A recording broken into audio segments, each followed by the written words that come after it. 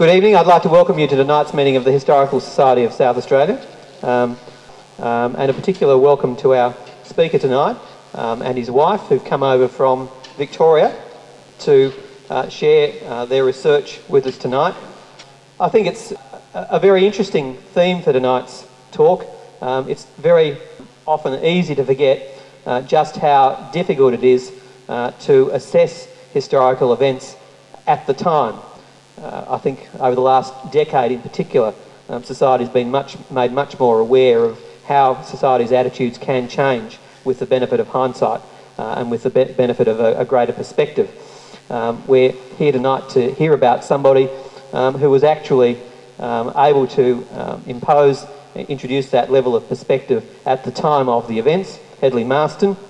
To talk about him, Dr. Roger Cross, who's a senior lecturer in the Graduate School of Education from La Trobe University. As I say, he's come over from Melbourne. He tells me that he intends on retirement to come back to Adelaide. He actually lived here for 6 or 7 years. That shows a very great degree of intelligence, coming back to Adelaide and planning that way ahead. Would you please, mate, welcome Dr. Roger Cross. Mr. President. All right, we'll try again. Mr. President. Good evening, everybody. And thank you very much for inviting me to talk to you tonight and to be with you at this meeting. It's only Jenny and my second meeting that we've been able to attend, but we're looking forward to many more in the future. All right, this is a story about a South Australian. And it is with some reluctance that he appears as the hero of the story. For any of you that know about Hedley Marston's life, it was full of controversy from the scientific point of view, and not a little in his personal as well. So in a way, I feel a little uncomfortable presenting him this way, but I think it's inevitable, as we'll see as we go on this evening. As a preamble, I'd like to tell you a little bit about how I came across this man. I stumbled across a spectacular story while searching for an example of the nature of 20th century Australian science to show my students. My interest is in the public understanding of science. My search was in response to my investigations into the relationship between the Australian public and its science, which I might say for some years I was a part of in this city. The story is basically very simple. It has two interwoven threads. It involves a difference of opinion over interpretation of scientific data and a cover-up of data that was, I believe, important to Adelaide and its people. The telling of it, though, involves complex characters and their relationships. This is a story of a bitter scientific dispute, one that Sir Mark Oliphant told me threatened to tear apart the public face of the elite science of Australia. He tells me that it was a feud between rivals, key scientists of the time, members of the newly formed Academy of Science, men who had stood together in 1955 at the inauguration of the Academy by the Queen. It is one of those in which emotions play at least as much part as the science itself. The protagonists try to destroy each other. They try to destroy each other's credibility and their prestige on the national and international stage. And all of the protagonists were affected for life. It illustrates what the sociologists of science have been saying for some considerable time, that science is not value-free, that it illustrates all those values and personal interests that you expect to find in any human activity. Behind the public face is a seething cauldron of emotions. This is also part of that science funded by war or defence, of which there's been so much in this 20th century. Our South Australian, Hedley Ralph Marston, was a brilliant speaker. He could hold an audience spellbound. His lecture style was dubbed by the Academy the Marstonian style. I'm afraid he cannot be imitated tonight, and how could I render the emotions of the past Well, this is a story about, I've entitled the story, Falling Out over Adelaide. I'm going to cover the period 1955 to the beginning of 1958 in this lecture. It goes on a little beyond that, but I fear there won't be time. It covers the period of Hedley Marston's major involvement in this work. I suppose we ought to begin with the image of the bomb. For those sharp-sighted colleagues here will quickly see that this is not a Maralinga bomb. One only has to look at the background to detect that it can't be a Maralinga bomb. There are plenty of photographs, but this was one that was to hand, and I think it will do. It's one of Nevada. Well, let's have a look at the structure of the lecture first of all and take it from there. What I intend to cover this evening is roughly this, if I can. Juggle these machines and the microphone here. So there's the structure. In part, this story is a relationship between Australian science, as I said, and the public. It is arguably the most bitter and acrimonious dispute in Australian science, as it threatened the very foundations of the establishment. It resonated with the increasing number of doubts about the wisdom of the bomb and the bomb race as time went on. A significant part of the developing controversy involved, as I said, the city of Adelaide, Hedley's beloved city. At its core, we will see that the reason for the dispute, the reason for the wrath, involved different interpretations of science, and it also involves secrecy and lying. It is not unusual, I think, for us these days to be aware of different scientific opinions. For example, the controversy over microwaves used in mobile phones. Are they harmful or not? Controversies about the use of ultrasound for pregnancy, or numbers of controversies we are, I think, used to, at least in the media, reading and hearing about different scientists' views. But in the 1950s, there was a naive trust in scientists. An internal controversy wasn't the stuff of public science. The controversy, the story, is about the possible harm to the public by the radiation fallout from the atomic bomb tests. That's simple. And Hedley was just the man to engage in a scrap such as this, as we will see. I'll show the archives that I used to access the material.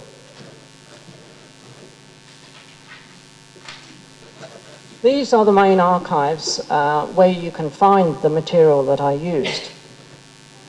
And in addition, I was able to speak to a number of surviving members of staff from Hedley Marston's own division here in Adelaide. I'll come to that later. I'm not going to use any of the material tonight that they gave me, as I don't think that would be fair, but there are certainly none of the living members, except perhaps on one or two occasions some Mark Oliphant's material, as he's given me permission.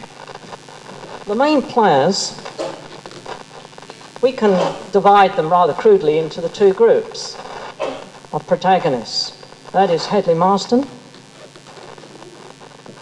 As you can see there, Chief of Division of Biochemistry and General Nutrition, that was sited in Kintore Avenue within the university grounds. Many of you will know the building, I'm sure.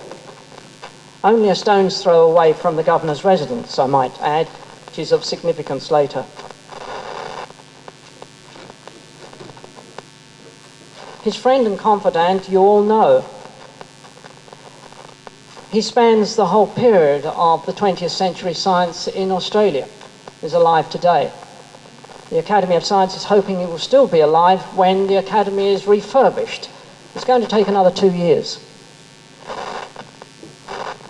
Sir Leslie Martin was the first chairman of the Safety Committee, the Atomic Weapons Test Safety Committee, which I should just abbreviate henceforth to the Safety Committee. And Professor Ernest Titterton. Neither of those gentlemen are alive today. Well, they're the main players. Let's have a look at them.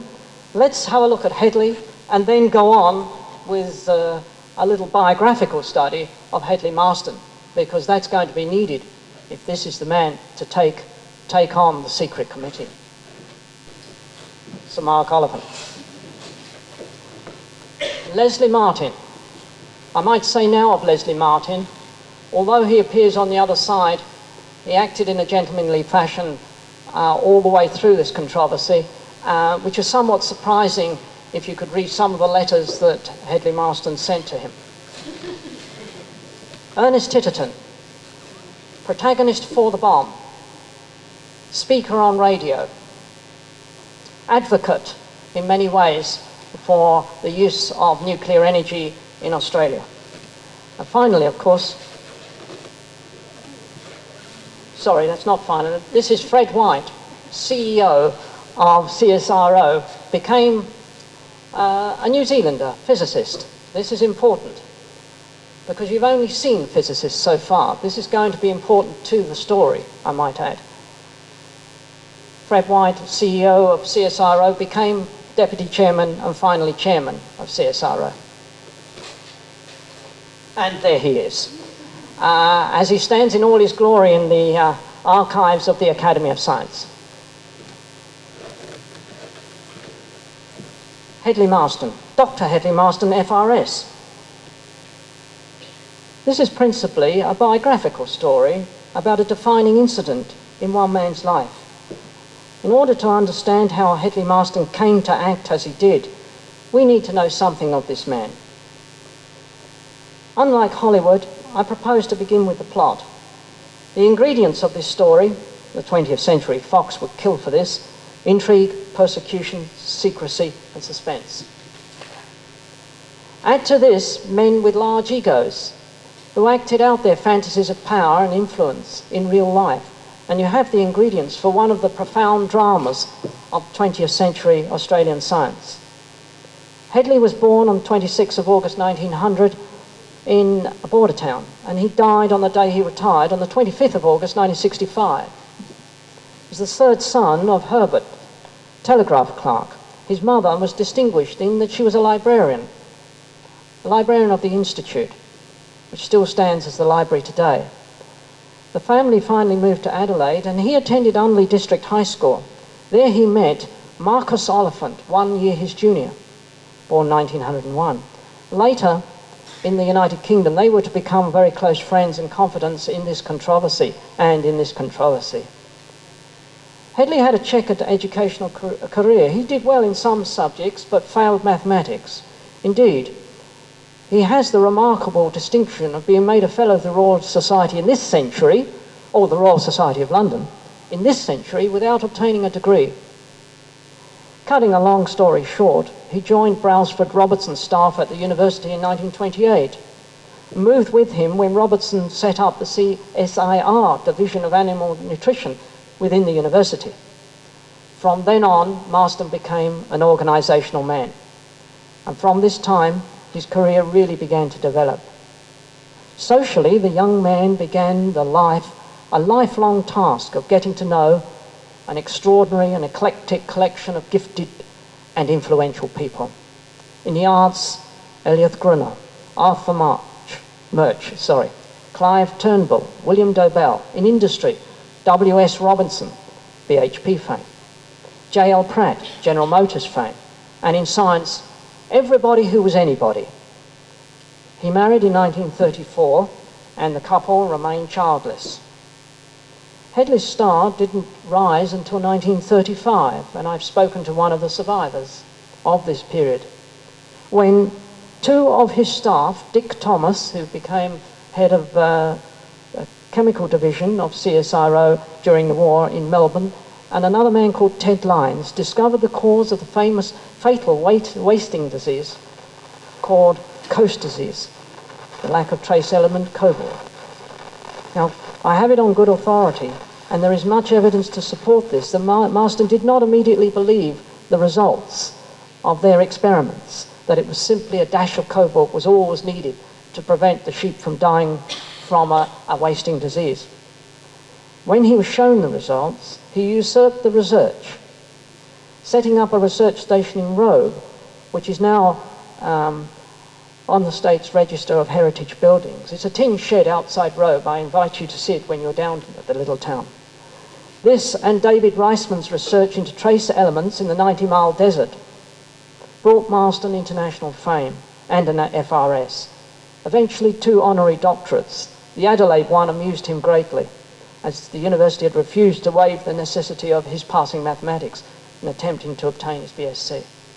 This may well have been one of the reasons why he did not get on with physicists, except his old school friend, Mark Oliphant. He became something of a hero to the farmers of this state. The Robe Hotel would fly the flag when Hedley came to town. Once, when a CSIRO executive was quibbling over a piece of expensive equipment Hedley felt he might need, he said, "Don't bother, I'll have a whip around among the farmers." And it is true to say they opened his wallet to him. Why wouldn't you, with Canalpan Downs being the result of his division's efforts? One of the great agricultural successes of our time. They, that is, the executive, which included Clunis Ross, had little control over Hedley. He ran his division as a personal fiefdom. After all, he was the organisation's star performer, and films were made of him. He made deserts bloom. Let us briefly turn to Marston the man. He was impressively large. He had a complex personality, generous to a fault with his friends, quick-witted, wonderful company, bon vivant. He loved to dramatise life. He was a splendid cook. He took on the mannerisms of eclectic friends like Archibald Watson and called many of his staff by the pet names that Archie used. He had a commanding presence and great effect, which he used to great effect. He was a great flatterer of the rich and famous. He's been likened to James Thurber's Walter Mitty, a man that took on the persona of all that caught his eye. Sometimes, says Mark Oliphant, a kind of euphoria would liberate him from the real world, and that endeared him to everybody. He ran his division autocratically, as I have said, and he was an implacable enemy. At this point, I might just look in my folder there for a few words written to me on the deathbed of one of his staff. Now deceased, I think I can. I'm not getting to the story, I'm afraid. His life is important. I acknowledge that my own life, mostly personal and financial, was marred by the vindictiveness and lying on the part of Marston over the period 1930 to 1939. Quite properly, I've never forgiven him for this. You, that is me, you have never feared, you have feared that my willingness to discuss these matters might have caused me pain and distress. Not so, Roger. Prompted by my daughter to disclose a lot of unsavoury facts about this tormentor of mine, H.R.M., my recent correspondence with you has similarly afforded me a degree of healthy catharsis in substantially diminishing what might otherwise have persistently and disturbing reflections on the past. Thank you for that. Marston was not a man to be taken lightly. How could you, with his size? So he's still the hero of this story, although deeply flawed, and that's what makes him so interesting. Very quickly, I'll put up a little of the historical setting. At the time we are speaking, we have threats to British power and prestige. We have the communist bloc. We have McCarthyism. McCarthyism suppressed the social responsibility of scientists in the United States of America, particularly at the Chicago Chemical Laboratory, which actually produced the isotope of uranium for the bomb. We had international tensions. We had the rise and power of the physical scientists. Their powers diminished over the last 20 years, and it's the rise of power of the biological sciences around the world that we see it. But this was the era of big science, of the physicists. We have some personal issues with Hedley Marston. I've mentioned indicated perhaps some flawed ethics within Marston's own work and the way he ran his division. Perhaps that's being unkind, because I think that was more common then than it is now. He had a great dislike for physicists. That's important in the story. We're beginning now to come to the story in this historical setting. There were going to be 6 atomic bomb explosions in 1956, the year we're concerned with. 2 at Monte Bello Islands and 4 at Maralinga. One at Maralinga we're particularly interested in as far as Adelaide is concerned. This was going to be the year Hedley worked for the bomb. The Atomic Weapons Test Safety Committee was constituted to protect Australian people, to protect the land, and to protect the animals from harmful effects of radiation. A secret approach was made to CSIRO in mid-1955 for assistance in animal experiments, helping the British bomb group headed by Sir William Penny at the Maralinga explosions. The executive of CSIRO, hereafter I'll refer to them simply as Fred White, approached Hedley as his division was on the ground, so to speak, situated there in Kintore Avenue. And in any case, Hedley had some experience with radioisotopes, or at least members of his division did. Hedley was, as you can now imagine, flattered by the request, and soon came to believe that the British desperately needed his personal expertise if the proposed biological experiments were to be of any use. In fact, he wrote to Fred saying, "Our special knowledge would help very considerably towards the ultimate success of the project." And later, "There's an obvious need at this juncture for the sort of help we can provide." Hedley, though, soon clashed with the British Oxbridge scientist Scott Russell, who was in charge of the biological experiments. And indeed, he was right in observing that some of the experiments on animals, live animals, at Maralinga were worse than useless, but that's another story. Fred White informed Hedley of the proposed British radioactive iodine survey. Radioactive iodine collecting in the thyroids of sheep, cattle, human beings around Australia. Buttering him up to ensure complete cooperation by alluding to Hedley's special expertise in this area, to his previous research in the iodine content of thyroids of sheep, indicating that this aspect of cooperation would be of special interest. This was more to Hedley's liking. He would be in charge of a big operation. It wasn't long before Fred White began to be a little concerned about this, because CSIRO were entering in peacetime in secret science, and admitted to having doubts about whether his staff should submit themselves to the stringent secrecy required. Well, he might worry. Marston was a loose cannon. In such a politically sensitive situation, this was going to be difficult. None of the surviving members of Marston's division can recall ever being asked to sign a secrecy document, although it was well understood by them that the work was secret. It was against a background of soul-searching and pragmatism that Hedley came to assist the British in making measurements of the accumulation of radioactive iodine in animals.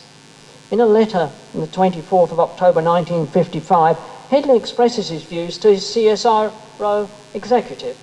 "My own feelings about CSIRO becoming involved in military secrets has already been made clear. Had the experiments been other than one concerned with the protection of civil populations from health hazards, I would not so willingly have agreed to lend a hand. I feel strongly that this is one of the great responsibilities which confront biological science at the present. I cannot imagine any reason for refusal to help extend the knowledge in that direction, and I can see nothing that is not commendable in the overall aim of the biological side." Meanwhile, the Australian government had, as we have seen, moved to establish the safety committee. All those members were physicists except one, Len Dwyer, who was then the government meteorologist. All was now ready for 1956. Hedley wisely decided to use the 2 early explosions at Monte Bello early in the year to test his equipment, which was on loan from the British. test his procedures for collecting the thyroids from the sheep and cattle. In some ways, this was unfortunate for what was to follow, especially for the British, because the second bomb at Monte Bello on the 19th of June 1956 was something of a public relations disaster. Read the papers at the time and you'll see it. It appeared to be a far bigger explosion than expected. The press were alarmed and expressed concerns. The climate of public opinion rapidly changed in Australia around June 1956. Regular questions were now being asked at question time. The House of Representatives, the acting Prime Minister, Sir Arthur Fadden, called for a full report on what had happened to the radioactive cloud. It appeared that instead of blowing harmlessly north over the Indonesian archipelago, it blew sadly east across the whole of northern Australia. Yes, I can well imagine that, and of course Hedley was not privy to any of this, and so he only saw one side of the story. It was ironic that he was sucking in Adelaide's air through an open window facing Kintore Avenue, just by the governor's residence there, and that was by chance perhaps, but it was also well planned by Hedley. He was able to do some marvellous biological work because there was at that time a question as to whether the radioactive iodine in the thyroid arrived there from the atmosphere or from what the sheep and cattle ate. And very largely it arrived from what the sheep and cattle ate, because he had some sheep penned at Glenthorne that were eating straw which had been set aside, and they had much less radioactive iodine than those that were out in the field. So he was in fact able to do some rather good biological work at the time. These were all atmospheric tests in Australia. Every one was an atmospheric test. And what you find in the scientific report, measurements of the amount of radioactive iodine in the thyroids of the charlatans. Now, radioactive iodine is a problem because it has a very short half-life. And Hedley had to get these thyroids from the sheep and cattle stations into, I think it was Salisbury, and then they were bussed down to him. This was a major problem, and the British actually were rather concerned. They wanted to extend the number of sites, and they told Hedley to go and extend it. He said that he couldn't do that because once the explosions had started, these were not fools, these station owners, and they would realise something was amiss. He was using contacts that he had across Australia, but particularly in South Australia. He was known by all the farming community. I think you said that Maralinga had hoped that Hedley would go tough. Yes, he did. And what did he actually hope Hedley Marston would do? To stop the tests. There's no doubt that Mark Oliphant, when I spoke to him, disagreed with the tests in Australia. He didn't think, even today, that it did a lot of harm, but he disagreed that they should have been here in Australia. And I believe he rather hoped that because he was not involved, and what is most interesting is why wasn't Australia's senior atomic scientist involved? Well, it was largely because Sir William Penny, who is the chief of the British Atomic Bomb Group, had been told by the government, the British government, that Mark Oliphant was a security risk. He was a security risk because he worked in America and taught, and the Americans had told the British that he was a risk.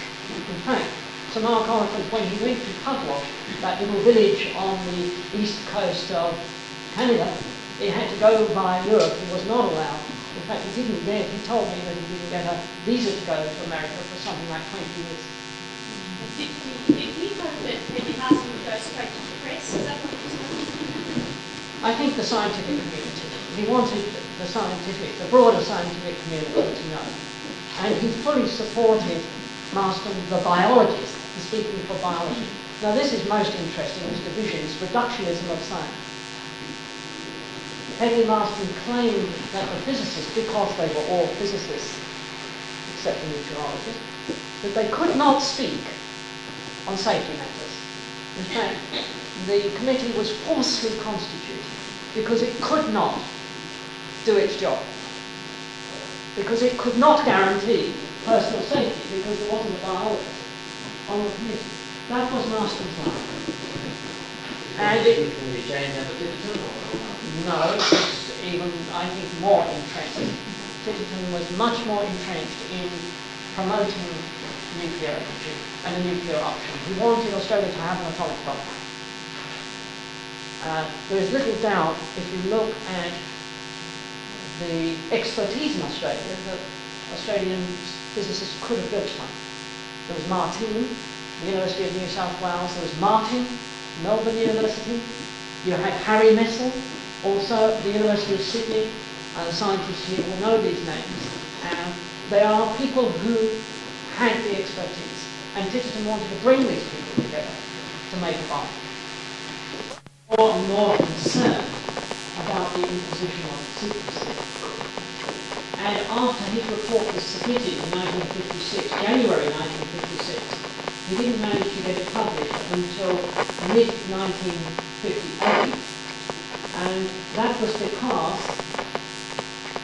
he was subject to, that report was subject to the efficiency. And Pitjantjatjara used that as a delaying tactic. The letters are very clear. Put objections to certain parts of the report before it was allowed to go forward, but never the whole at once, little bit at a time. That drove Hedley mad. Well, not literally, but furious. I can speak from an industrial point of view. In 1955, when I joined Rio Tinto as chemical engineer in the Mary Kathleen reactor. And seen in retrospect, the information we were getting on safety was not very good at all. And in terms of the official secret act, some of the stupidity that went on, some of my colleagues, and I say colleagues, so I was attached to the Department of Mine, supervising the Climate Department, some of them had run into real trouble the year before because they had mentioned some use of ion exchange resins, the sort of thing that you use in water softeners. During the process, he just elected absorbed. He went and said, well, how did you find out about that? And it was regarded as a major breach of security. And they said, well, we read about it in the Reader's Digest. And this is sort of stupidity. It was a very big, quite a big project for the time. I mean, nobody had done anything like this in Australia, and not many had done it in Canada or South Africa. And we were way out on a limb. We were taking quite significant decisions based on very inadequate pilot plant data. It was really quite extraordinary that plant went on stream as quickly as it did. We just happened to get it right. I commissioned quite a lot of it, so I do speak from experience. You were thinking back, well, for God's sake, what happened at 3 o'clock in the morning on pilot plant work when we did this? And you just took a very quick decision. Because if you shut down any section of the plant, within about an hour you had to shut down the bit before, and before you knew, within 2 days you'd have the whole plant shut down, and it would take about 3 weeks to start it up again. But the secrecy things were crazy, seen in retrospect. If I could just come back to the pastoralists for a moment, I mentioned them. One of the pastoralists in the northern part of South Australia wrote or contacted the advertiser saying that he'd heard that his sheep and cattle were radioactive and he was frightened to go near them. And this story broke in the news and the advertiser. I don't have the actual overhead here to show you. So this was a remarkable story. And of course it had to be hosed down by Howard Beale, the Minister of Supply at the time. There's little doubt that that story came from Hedley, because the pastoralist was supplying Hedley with guidance. And I think he would have found it, and his colleagues, absolutely impossible not to say something. Indeed, Doc Everett, who brought an urgency motion against the government, spoke about Professor Titterton as that Johnny-come-lately Englishman who was dealing with our safety. So that was quite, I think, clearly fed. It was just the sort of thing that Hedley, third generation Australian, would have fed Doc Everett. Clyde Cameron, whom I contacted, could not remember any conversations with Hedley Marston, which surprised me. So that I believe there was a political contact between, certainly there was a political contact between Mark Oliphant and both sides of politics. They used Mark Oliphant as a sounding board, as an independent sounding board. It might well have done with Hedley Marston. When Marston's results were published, did it provoke a spirit of debate within the scientific community, so did they take sides? No, it didn't. It fell like a stone. It was in 1958. The bomb tests in Australia were finished. They moved to hydrogen bomb tests at Christmas Island. It seemed sufficiently far away from Australia for Australians not to worry. And in fact, it only reached the daily one newspaper. I doubt whether there's one person here that could guess the newspaper. And the newspaper was told to retract the following week. It's a week. Oh dear, I've given that away. The newspaper is the Melbourne Stock and Land. 1958.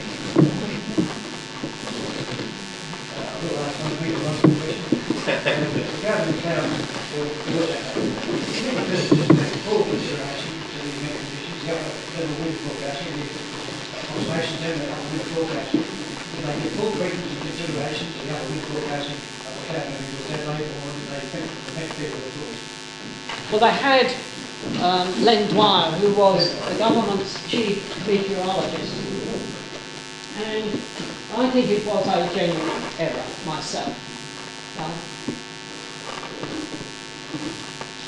There was always pressure to carry out the explosion on the designated day. In fact, the first one was delayed and delayed and delayed, and that caused all kinds of financial problems, of course, with all the infrastructure up there. So there was quite considerable pressure on the safety committee to allow the explosions. I can't believe that they would have allowed it if they had known the possible consequences of that particular bomb. This is 1956. You know, they didn't have the kind of sophistication they have now. In answer to your question, I think that's difficult to say. There was one meteorological faux pas in the second Maralinga explosion. Beg my pardon, the second Monte Bello explosion. Then Dwyer put a blanket secrecy on the meteorological data for the next 2 days. And that didn't do any good in the press at all. And that was a grave error of judgment. So they were on the run, as you would have to be in such a situation.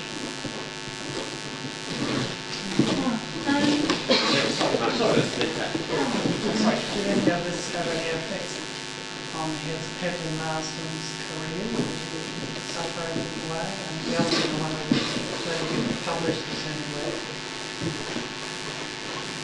To answer your first question first, I think Marston died in 1965, which is not long after, or a decade. It's less than, because the published paper didn't come out until 58.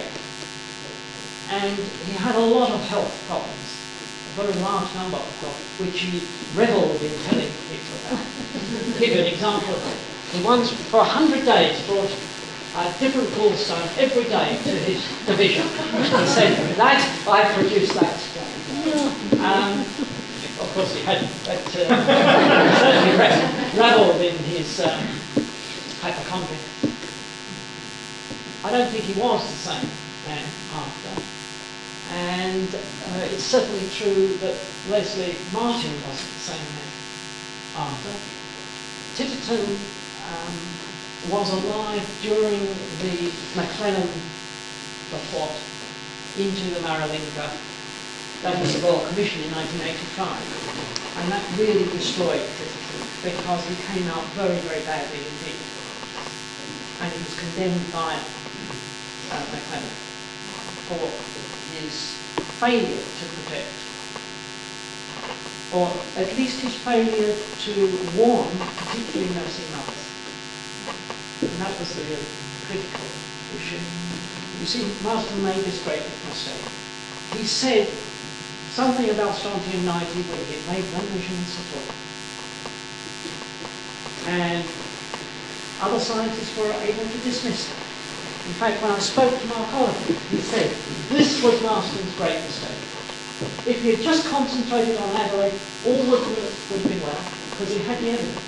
He had no evidence for the other, except hearsay and association. One radioactive isotope is there, the other must be there also. But that's not science. Speculation.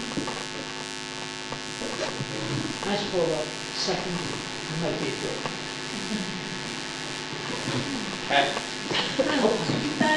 When you started on the talk, I thought, oh Christ, what are we going to listen to? You know, you were sort of building up to this man, you know, that was perhaps going to say dreadful things about him. But then, of course, when you got to the bomb and everything, you realised that he was a flawed hero in many ways. And so I began to think, well, when you're writing about someone, there's usually a lot of bias as to which side of the fence you're sitting with your subject. And I'm now confused because now I thought when you started you didn't really like this bloke, but in fact when you got to the other side, you know, there seems to be a tremendous, he's very much a hero in many ways, but he sort of never really quite sort of got there, you know, he's sort of a flawed hero. I don't know whether that makes any sense, but have you managed to work your way through as to what he means to you, or where he fits in the, you know, sort of say in South Australian history even? Well, to answer the first part first, I admire his attempt. His relationships with many of his staff were wonderful and encouraging, but others he destroyed. And so one cannot feel great empathy with some of the actions that went on, which I indicated at the beginning. The theft of the science, which made difference. That was the cohort research. Would be one example of that. So I think, in terms of South Australian scientific history, one has Bragg, who did most of his work, at least through the sun, in the United Kingdom. One has Mawson, of course, who was also an explorer. There is Florey, who went to the same school as Bragg, not this institution, but the one they played football against, the relative somewhere. And there's Marston, but there's also David Reisman, who really did the work on the 90-mile desert. And as you drive home from Bordertown, on the right-hand side, some 10, 15 kilometres out, there is now a few rocks and a historical marker. State historian. And if you stop there, you'll see that is in fact only Reisman's name and not Hedley Marston's. And I think that's fitting. Dr. Reisman was certainly alive when I contacted him 2 years ago, 18 months ago. And I hope to see him join his long time. I spoke to Dr. Reisman last week. Oh, wonderful. So he is. And I mentioned that I was coming to this talk. Yes. And he seemed slightly cynical about it because I think he's still quite bitter about the wash-up of the work he did on the 90 mile desert. Yes. Well, It is true to say that Hedley Marston presented that work to the Fellows of the Royal Society in 1947, the year before he was elected Fellow, as if it was his own. Because I've read the transcript of his lecture. It's well he might. So he is a thought hero. On the maps of the distribution of the cloud, the one above the right way, one of the clouds appeared to me to be heading to Sydney. Was there any disturbance about that? Well, they were all designed to drift east or northeast. Some drifted towards Brisbane and some towards Sydney. That is true. And they were tracked by aircraft, and most of them, in fact, flew towards New Zealand between Sydney and Newcastle. But by that time, of course, over so much landmass, much of the radioactivity had, in fact, drifted to the ground. Adelaide was much closer. That third bomb, by the way, the cloud then drifted towards Melbourne. It swung east and towards Melbourne. Southeast, I suppose. But that was the direction of the cloud. But of course, the major components of the radioactive cloud would have drifted out by then. Well, one more question.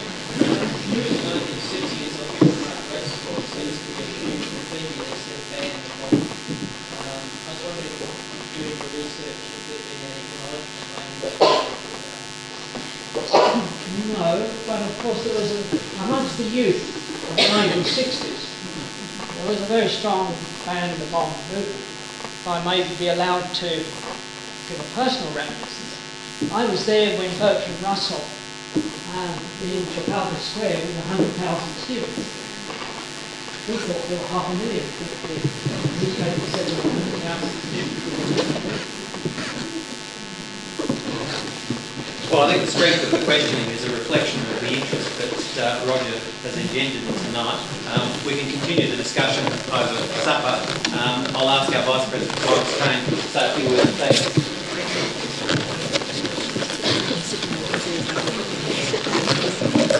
Well, ladies and gentlemen, I think, as our President has said, the number of questions that we've had tonight indicate the great interest that Roger has stirred up on the subject, and he's certainly given us a very detailed account of the factors concerning Hedley Marston and the other scientists of this particular episode.